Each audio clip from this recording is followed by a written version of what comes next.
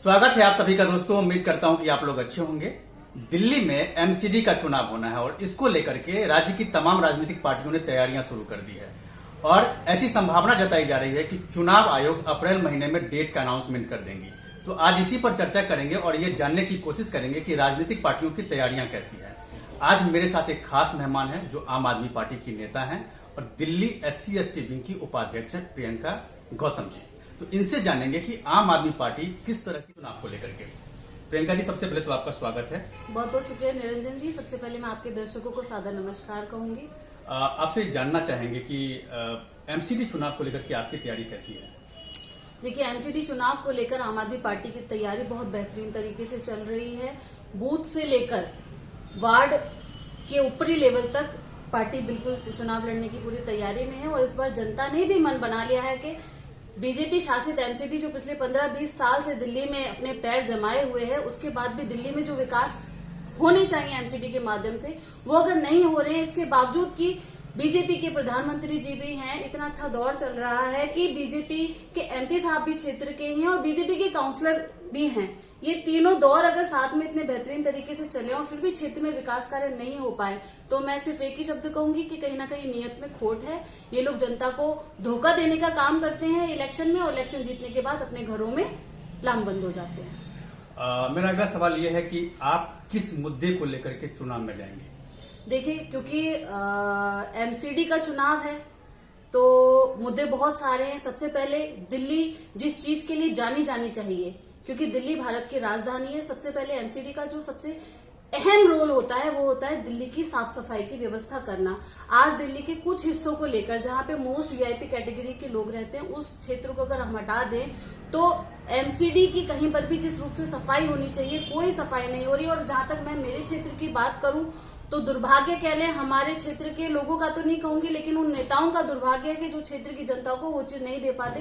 कूड़े का पहाड़ अगर आप देखेंगे गाजीपुर लैंडफिल में सबसे बड़ा कूड़ा तो हमारे यहीं पर ही सर पे बैठा हुआ है, जिसको बीजेपी आज तक 15-20 सालों में हटा नहीं पाई। उसको कभी फैला देती है, कभी ऊंचा कर देती है, कभी नीचा कर देती है। बस ये ड्रामा उन लोगों को करना आता है। साफ सफाई के मामले में जो प्राथमिक कार्य होता है बीजेपी का, वहां पे बीजेपी की शासित एमसीडी बिल्कुल फेल है। हम लोगों का ये मुद्दा इसमें होगा कि सबसे पहले हम दिल्ली को एक स्वच्छ और साफ दिल्ली बनाने का काम करेंगे। दिल्ली वासियों को दिखा देंगे कि अगर एमसीडी अपने पे आ जाए तो दिल्ली एमसीडी जिस चीज के लिए गठित की गई है, दिल्ली की सफाई के लिए, वो सफाई किस तरीके से की जा सकती है। सबसे पहला मुद्दा हमारा स्वच्छता और सफाई को लेकर होगा। दूसरा क्षेत्र में लाइटिंग व्यवस्था को लेकर होगा। आज अगर मैं अपने क्षेत्र की बात करूं तो हमारे क्षेत्र में अतुल गुप्ता जी बीजेपी के पार्षद हैं। लाइटें उन्होंने बिल्कुल भी क्षेत्र में नहीं लगाई, बल्कि दिल्ली सरकार की जो स्कीम्स, जो घरों पे लाइट लग रही हैं केजरी मुख्यमंत्री स्कीम्स के तहत, वही लाइटें हमारे पूरे क्षेत्र में लगी हुई हैं। काउंसलर साहब की तरफ से हमारे क्षेत्र में कोई भी लाइटों की व्यवस्था नहीं की गई। डार्क स्पॉट अभी भी मेरे क्षेत्र में बहुत ज्यादा है। सफाई के लिए तो ये समझ लीजिए कि कर्मचारी आते ही नहीं है। मेरा अगला सवाल ये है कि अभी जो प्रेजेंट पार्षद हैं इस इलाके के, जिस इलाके से आपको चुनाव लड़ना है जी, उन्होंने 5 साल में ऐसा कौन सा काम है जो नहीं किया है, जो जनता को काम चाहिए था। देखिए, कौन सा काम नहीं किया ये तो मैं आपको शायद बता ही नहीं पाऊंगी। अगर आप मुझसे ये पूछे कि कौन सा काम किया है तो शायद मैं सोचूंगी जी, जी, जी, क्योंकि उन्होंने, आप सोचेंगे कि मैं ऐसा क्यों कह रही हूँ, लेकिन आप क्षेत्र की जनता की भी, आप जनता के पास भी जाके उनके विचार ले सकते हैं। एक भी काम उनका ऐसा नहीं है जो क्षेत्र की जनता ये कहे या मैं ये कहूं कि हमारे काउंसलर ने हमारे क्षेत्र में ये काम किया है। चाहे वो पार्कों का नवीनीकरण हो, पार्कों का सौंदर्यीकरण हो, क्षेत्र की सफाई व्यवस्था हो, नाली कूचों की सफाई हो, पुलिया बनवाना हो, गड्ढों को भरना हो, सड़क निर्माण का कार्य, लाइटिंग व्यवस्था और भी बहुत सारी ऐसी चीजें जो एमसीडी के माध्यम से, यहाँ पे मेरे क्षेत्र में कई भाई ऐसे हैं जो कोरोना के काल में बेरोजगार हो गए और उससे पहले भी उनको लाइसेंस देकर वो अपनी दो रोटी कमा लें, वो कोई व्यवस्था यहाँ पे मेरे क्षेत्र में नहीं हुई है। एक सवाल और भी है कि एक पार्षद के जिम्मे 5 साल में कौन कौन से काम होते हैं जो उनको करने होते हैं। मतलब उनका तो एक होगा ना कि जो ये काम है जो पार्षद को करना है वार्ड की डेवलपमेंट के लिए, विकास के लिए, क्या काम होता है। देखिए, सबसे पहला जिस चीज से एमसीडी जानी जाती है उसी से काउंसलर भी जाना जाता है कि एमसीडी छोटे छोटे काम करती है अपने क्षेत्र में, जो कि एक निगम पार्षद का भी कार्य होता है। पहला होता है सफाई व्यवस्था को सुचारू रूप से गली के आखिरी मकान तक करवाना, जो हमारे क्षेत्र में बिल्कुल भी नहीं हुआ। अगर अभी आप मेरे साथ चल के देखेंगे तो मैं आपको दिखा सकती हूँ, मेन सड़कों पर तो छोड़िए, गली के अंदर भी कूड़े के ढेर कम से कम 15-15-20 दिन, एक महीने से पड़े हुए हैं, उनमें कीड़े निकलने स्टार्ट हो चुके हैं। तो सफाई व्यवस्था बिल्कुल फेल है, जो एक पार्षद का मुख्य काम होता है। उसके बाद लाइटिंग की व्यवस्था, कि जहां पर भी छोटी छोटी गलियां हैं, क्योंकि छोटी छोटी चीजें ही एमसीडी को बनाती हैं, वहां पे डार्क स्पॉट्स हैं, वहां लाइटिंग की कोई व्यवस्था नहीं हुई। सड़कों पर छोटे छोटे गड्ढे हो जाते हैं, जिससे कि बाइक सवार गिर जाते हैं, हमारी महिलाएं गिर जाती हैं, हमारे बुजुर्ग, हमारे बच्चे गिर जाते हैं। उनको गड्ढों को भरने का काम होता है। मेरे क्षेत्र पूरा गड्ढों से भरा पड़ा हुआ है। ये भी नहीं कि आधी बोरी सीमेंट लेकर उसको वहां पे उसको ठीक किया जाए। पुलिया टूटती रहती है, कहीं लोहे के जाल लगने हैं, कहीं पुलिया बननी है। ये सब काम बिल्कुल अधूरा है। क्षेत्र में जगह जगह सड़कें उखड़ी पड़ी हुई हैं, पुलियों का निर्माण नहीं हुआ, लोहे के जाल नहीं लगाए, नालियों की सफाई नहीं हुई, नालों की सफाई नहीं हुई, जो एक पार्षद का मुख्य काम होता है, तो वो मेरे क्षेत्र में बिल्कुल भी नहीं हुआ। ओके, जैसा आपने बताया कि आप चुनाव को लेकर के बहुत ज्यादा सीरियस हैं और इसके लिए आप कैंपेनिंग भी शुरू कर दी है, तो आपसे ये जनता जानना चाहती है, आपसे ये जानना चाहती है कि किस तरह का रिस्पांस जनता की तरफ से आपको मिल रहा है। मैं मेरा व्यक्तिगत रिस्पांस आम आदमी पार्टी को लेकर के। देखिए, जहां तक मेरे क्षेत्र की बात है, कोंडली वार्ड 07 की, क्योंकि मैं यहाँ से पहले भी पार्षद रही हूँ, हमारे जो मुद्दे हैं, प्रियंका गौतम के जो मुद्दे हैं, वो मुद्दे होते हैं जो जनता के होते हैं। जो जनता चाहती है वो प्रियंका गौतम अपने क्षेत्र में काम करती है। बिल्कुल। अभी मैं अगर अपने पूर्व कार्यकाल की बात बताऊं तो मैं बहुजन समाज पार्टी में थी, हम लोग ना पक्ष में थे ना विपक्ष में थे। उसके बाद भी, क्योंकि मैं महिला हूं, तो मैं महिलाओं के लिए मैंने अपने क्षेत्र में कोंडली वार्ड में, जो आज तक कभी किसी एमएलए ने, कभी किसी एमपी ने ध्यान नहीं दिया, यहाँ के महिलाओं के लिए जच्चा बच्चा केंद्र बनाया है संडे मार्केट रोड पे। मेरे क्षेत्र के बुजुर्गों के लिए हमने सीनियर सिटीजन होम बनाया, कोंडली बरादगढ़ के ऊपर का फ्लोर पूरा, और इतना बड़ा वो सीनियर सिटीजन होम बनाया कि शायद पूर्वी दिल्ली में कहीं भी इतना बड़ा नहीं होगा। जहां तक लाइटों की व्यवस्था थी, अपना सबसे ज्यादा फंड हमने लाइटों पे खर्च किया, क्योंकि मेरे क्षेत्र में डार्क स्पॉट्स बहुत है, पतली पतली बंद गलियां हैं जहां तक लाइटों की व्यवस्था नहीं होती। सफाई की जहां तक व्यवस्था थी, उसको बहुत बेहतर करने का काम किया। और अब जो आपका सवाल है कि हम लोग अब आके क्या करेंगे, देखिए, मेरी जो पर्सनल कैपेसिटी से जो मैंने पूर्व कार्यकाल को किया, उन विकास कार्यों को मैं और आगे लेके जाऊंगी। अपने क्षेत्र की सफाई व्यवस्था, नाली कूचों की सफाई, सड़क बनवाना, गड्ढे भरवाना, पुलिया भरवाना, लाइटों की व्यवस्था, पार्कों का सौंदर्यीकरण, पार्कों की नवीनीकरण, फुटपाथ बनवाना, पौधे लगवाना, खाद मिट्टी सबकी व्यवस्था करना, ये छोटे छोटे काम एमसीडी को होते हैं, जिससे क्षेत्र को खूबसूरत और स्वच्छ बनाया जा सकता है। और जहां तक मेरी पार्टी आम आदमी पार्टी की बात है, तो आप यकीन मानिए, आप पत्रकार हैं, आपने भी आज तक ऐसा चमत्कार दिल्ली में नहीं देखा होगा जितना एमसीडी में केजरीवाल जी की सरकार आने के बाद आपको देखने को मिलेगा। आपको दिल्ली, सच में दिल्ली कैसी होती है, जिस प्रकार से देश की राजधानी होनी चाहिए, आपको देखने को मिलेगा। क्योंकि ऐसी ऐसी स्कीम्स हम लोग डिस्कस करते हैं कि ऐसा भी हो सकता है कि एमसीडी के माध्यम से, सबसे पहले तो ये गाजीपुर का जो लैंडफिल है जो हमारे सर पर है, कितना बड़ा यहाँ पे हादसा भी हो गया, लोगों की मौत भी हो गई, तो भी यहाँ के एमपी बीजेपी के आते हैं, यहाँ पर उस कूड़े के ढेर को चट्टा करवा देते हैं कि जी ऊंचाई कूड़े की ढेर की वो खत्म कर दिए हमने। अब बताइए, इस तरीके से पब्लिक को बेवकूफ तो कम से कम हम लोग नहीं बनाएंगे। केजरीवाल जी की इतनी बेहतरीन स्कीम्स हैं, सफाई को लेकर नई नई मशीनों का यहाँ पे लाया जाएगा, विदेशी तकनीकों से मशीन की सफाई होगी। जो मेन चौक है, हम लोगों की प्लानिंग है कि हम लोग वहाँ पे एक बहुत बड़े बड़े तिरंगे भी लगाएंगे, जिससे कि क्षेत्र में साफ सफाई और जितनी भी एमसीडी की लोगों को भी जो योगदान देना चाहिए, एमसीडी का अच्छा विकास कार्य, तो देशभक्ति की भावना को ध्यान में रखकर भी एमसीडी काम करेगी।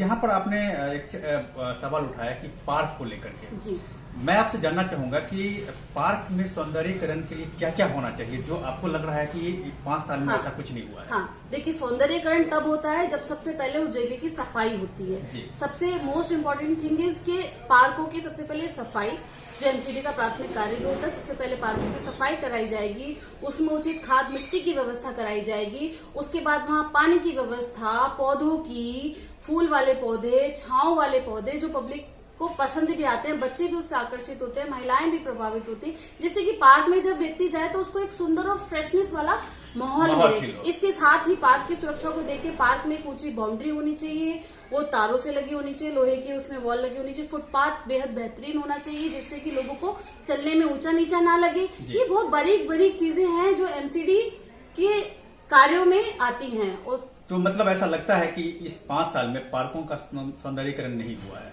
आप देख लीजिए अभी जाके। जी। हमारे क्षेत्र के काउंसलर की एक चीज मैं बोलूंगी, जो उनके घर के सामने वाला पार्क था, अभी आप मेरे यहाँ भी आए हैं, मेरे पार्क की स्थिति आप देख सकते हैं। बिल्कुल, बिल्कुल। लेकिन नहीं, हमारे क्षेत्र के काउंसलर के घर के सामने वाले पार्क में फूल खिले हुए इस समय। इसके अलावा जब मैं काउंसलर थी, मेरे ख्याल से 208 पार्क थे जी। 207 पार्कों की दशा आप इस समय हमारे कोंडली वार्ड 07 में देख सकते हैं। ना कहीं खाद है, ना मिट्टी है, कूड़े के ढेर पड़े हुए हैं, जो पेड़ों से पत्ते झड़कर नीचे गिरते हैं बुरी तरीके से फैले हुए हैं। कुत्तों ने गंदगी कर रखी है, कुत्तों की कोई व्यवस्था नहीं की जा सकती, वो पार्क में गंदगी करते हैं, फिर वो गंदगी साफ भी नहीं होती। सौंदर्यीकरण तो दूर की बात, स्वच्छता का भी ध्यान नहीं रखा जा रहा है। एक सवाल जो है वो बहुत ही इम्पोर्टेंट है। एमसीडी ने अपने चुनाव में 50% महिलाओं के लिए आरक्षित रखा है। जी। तो आम आदमी पार्टी महिलाओं के बारे में क्या सोचती है? मतलब उनको कितनी सीटें मिलेगी? 50% की बात हो रही है, आपको क्या लग रहा है? पूरी 50% मिलेंगी? हाँ, बिल्कुल मिलेगी। बिल्कुल 101% 50% सीटें आम आदमी पार्टी महिलाओं को देगी। और जहां तक महिलाओं की बात है, मुझे ऐसा लगता है कि आम आदमी पार्टी ने जितना महिलाओं को सम्मान दिया है, उतना आज से पहले किसी पार्टी ने नहीं दिया। आपने देखा होगा कि दिल्ली में 2-2.5 साल में कोरोना की कितनी भयंकर यहाँ पे लोगों को फाइनेंशियल प्रॉब्लम हुई। महिलाएं भी जो कार्यरत हैं, चाहे वो घरों में काम करने वाली हमारी बहनों से लेकर ऑफिस में काम करने वाली बहनें, उनको बसों का किराया फ्री किया दिल्ली सरकार ने। वो उनके सम्मान से रिलेटेड है, क्योंकि जब भी महिला घर की व्यवस्था को संभालती है, बाहर की अपनी जिम्मेदारियों को भी संभालती है, तो एक बहुत बड़ा बोझ अपने सर पे लेके चलती है। उस बोझ को कहीं ना कहीं कम करने का काम किया। हमारी बहनें स्कूल कॉलेज भी जाती हैं, घर के बड़ों पे जो गरीब परिवार है, वो फीस देने के लिए इतना मुश्किल से व्यवस्था कर पाता है कि रोज के 50 रुपए जाने के, बसों के किराए से 50 रुपए आने का, 100 रुपए के हिसाब से महीने के 3000 रुपए अगर हम एक बच्चे पे लगाएंगे, या काम करने वाली हमारी बहन जो घरों में काम करती है, वो अगर 3000 रुपए अपना किराए में ही लगा देगी, तो वो कितनी वीक होगी। तो ये महिलाओं का ही सम्मान की बात है कि आज केजरीवाल जी ने महिलाओं के सम्मान में पूरी बसों की यात्रा फ्री कही है। कहीं ना कहीं ये उनका सशक्तिकरण भी हुआ है कि उन्होंने जो 3000 रुपए या जितने भी रुपए अपने बचाए हैं, कम से कम वो अपनी फैमिली पर और अपने ऊपर खर्च कर सकती हैं। एक इम्पोर्टेंट सवाल ये है कि एमसीडी में दूसरा, सम्मान के लिए एक और, जब महिलाओं की इज्जत से खिलवाड़ होता है, दिल्ली में आपने देखी होगी कई घटनाएं हो रखी हैं, बसों में जो मार्शल केजरीवाल जी ने लगाए हैं, उसको मैं दिल से सैल्यूट करती हूँ कि आज हम जैसी महिलाएं जब बसों में जाती हैं तो अपने आप को सुरक्षित महसूस करती हैं। क्यों? पहला तो बसों में कैमरा लगा हुआ है, पहला तो बसों की यात्रा फ्री है, हम लोगों की बचत हो जाती है, जो हमारा है भी जन्म सिद्ध अधिकार। दूसरा यह है कि वहाँ पे कैमरे लगे हुए हैं, तो हम लोगों को बड़ा सेफ्टी फील होती है। उसके बाद भी तीसरी कहीं ऊंच नीच हो जाए तो एक भाई मार्शल के रूप में हमारे लिए बसों में तैनात है। इससे बड़ा सम्मान पार्टी और क्या देगी? बिल्कुल। एक इम्पोर्टेंट सवाल ये भी है कि दिल्ली में 3 एमसीडी है जी, और तीनों एमसीडी को मिलाकर के 272 सीटें होती हैं।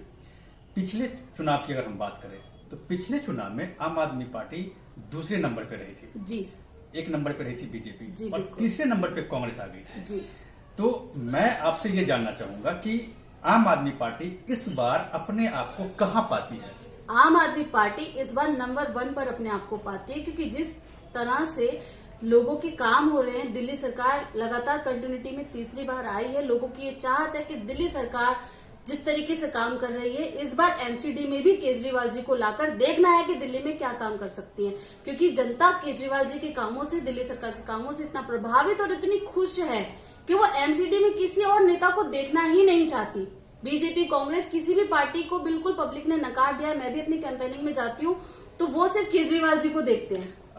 एक इम्पोर्टेंट सवाल ये भी है कि आपने कहा कि जो मतलब तीनों एमसीडी में आएगी, हाँ, तो इसका कितना आपके पास वो है कॉन्फिडेंस है अंदर से कि तीनों एमसीडी इस बार आम आदमी पार्टी जीत जाएगी? कॉन्फिडेंस हमें जनता दे रही है। हम तो कॉन्फिडेंस सोचने पे आए ना, तो हम लोग शायद गुणा भाग में लग जाएंगे, लेकिन जब जनता के बीच में जाते हैं, जनता ही हमें 100% कॉन्फिडेंस दे रही है कि आप टेंशन ना लो, इस बार एमसीडी में तो झाड़ू चला के रखेंगे। और बीजेपी को साफ रखना है, क्योंकि 15-20 साल से बीजेपी ने जो दिल्ली को कूड़ा कूड़ा किया हुआ है, सिर्फ केजरीवाल जी ही जो है दिल्ली को दिल्ली की राजधानी बना सकते हैं, अच्छे से साफ सफाई की व्यवस्था कर सकते हैं। जनता ने मूड बनाया हुआ है, पार्टी तो तब मूड बनाएगी, जनता ने हमसे पहले मूड बना लिया कि इस बार एमसीडी में केजरीवाल जी को लाना है। क्योंकि आप कैंपेनिंग शुरू कर चुकी हैं जी, और मुझे लगता है कि आम आदमी पार्टी दिल्ली में एक ऐसी पार्टी है जो सबसे पहले कैंपेनिंग शुरू की है एमसीडी हाँ। चुनाव को लेकर के। ये जनता का दिया हुआ Yes. आशीर्वाद है कि जब आप कैंपेनिंग में जाती हैं, जब आप कैंपेनिंग में जाती हैं, हाँ। जिस तरह से आपको कॉन्फिडेंस मिलता है हाँ। लोगों को देख करके, उनका सपोर्ट देख करके, जी।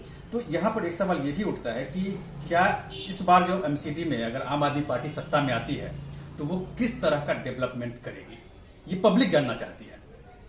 देखिए, पब्लिक जो हमारी है वो सिर्फ ये चाहती है कि उनके बच्चों को स्कूलों में अच्छी व्यवस्था मिले, जी। अस्पतालों में उनको कोई दिक्कत ना हो, अच्छे से उनका उपचार हो जाए, उनकी गली मोहल्ले जो है अच्छे से साफ सुथरे रहें ताकि जी। उनको बीमारियों से निजात मिले। जब डेंगू मलेरिया फैलता है उनकी नालियों में अच्छे से छिड़काव होते रहे, फॉगिंग प्रॉपर तरीके से होती रहे, पार्कों में ट्री कटिंग अच्छे से होती रहे, सफाई होती रहे, घास लगे, फूल खिले, पानी की उचित व्यवस्था हो। जी। दिल्ली की जनता बस सरकारों से ये चाहती है और यही आज की बीजेपी की एमसीडी सरकार आज तक लोगों को नहीं दे पाई। दिल्ली सरकार अपने लेवल पे इन चीजों को दे रही है। छोटे छोटे काम, जब दिल्ली सरकार इतने बड़े काम कर रही है तो एमसीडी के तो छोटे छोटे काम है और इसमें तो हम लोग माहिर हैं क्योंकि हम लोग सीधे जनता से जुड़े हुए हैं। जनता हमें जो बताएगी हम वो काम करेंगे। तो प्रियंका जी, आपने आम आदमी पार्टी की कैंपेनिंग को लेकर के काफी कुछ कहा कि हाँ। वो काफी आगे आप निकल चुके हैं आप लोग चुनावी जी, कैंपेन को जी, लेकर जी, के, जी। और ऐसी उम्मीद आप लोग कर रहे हैं कि इस बार तीनों एमसीडी में आप लोग जीतेंगे। बीजेपी वालों को रोटेशन होने के बाद कैंडिडेट नहीं मिल रहे हैं जी। कि कौन कैंडिडेट ऐसा होगा जो जनता का दिल जीत सके। जी। क्योंकि बिल्कुल इन लोगों ने जनता को धोखा दे चुके हैं। जनता का बिल्कुल भी मूड, बीजेपी वालों को तो गाली देकर गलियों से भगाया जा रहा है। तो मैं आपको शुभकामनाएं देता हूं कि आप इस चुनाव को आप फतह करें, जी। जीतें और पब्लिक का भरपूर प्यार आपको मिले। बिल्कुल। मैं आप यही कामना करता हूं। जी। तो ये थी मेरे साथ प्रियंका गौतम जी, जो आम आदमी पार्टी की नेता है। इन्होंने अपना समय निकाला और इस वार्ड की तरक्की के लिए काफी कुछ बातें कही है। तो मैं यही उम्मीद करता हूं कि आप सब लोग प्रियंका जी को वोट करेंगे। और इसके साथ साथ मैं आपको ये कहना आम चाहूंगा, आदमी पार्टी को वोट। यस, आम आदमी पार्टी को आप वोट करेंगे। और मैं इसके साथ साथ यही कहना चाहूंगा कि अगर आप तक आपने मेरे इस YouTube चैनल को सब्सक्राइब नहीं किया है तो प्लीज इसे सब्सक्राइब कीजिए, लाइक कीजिए और शेयर कीजिए,